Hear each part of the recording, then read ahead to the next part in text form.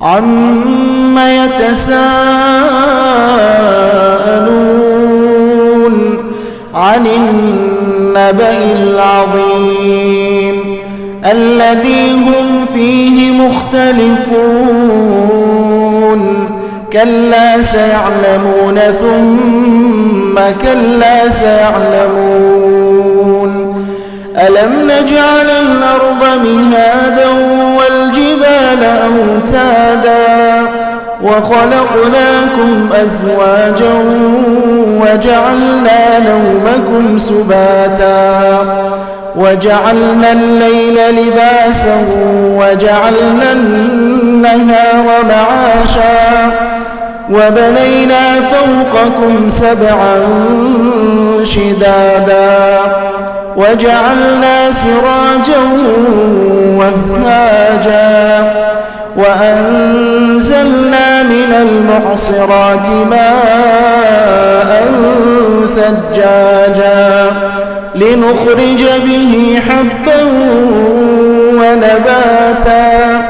وَجَنَّاتٍ أَلْفَافًا.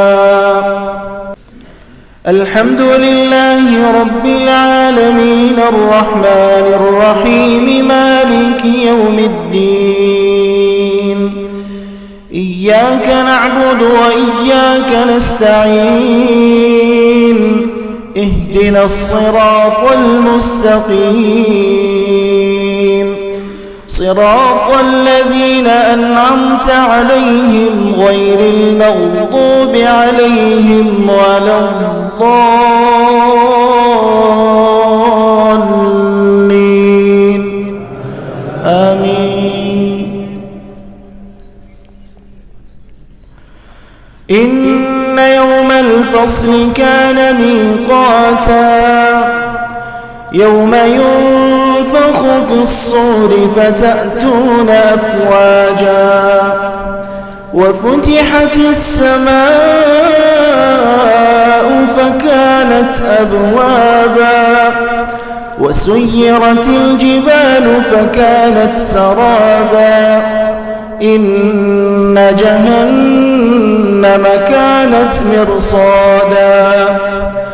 إن جهنم كانت مرصادا للطاغين مآبا لابثين فيها أحقابا لا يذوقون فيها بردا ولا شرابا إلا حميما وغساقا جزاء وفاقا إنهم كانوا لا يرجون حسابا وكذبوا بآياتنا كذابا وكل شيء أحصيناه كتابا فذوقوا فلن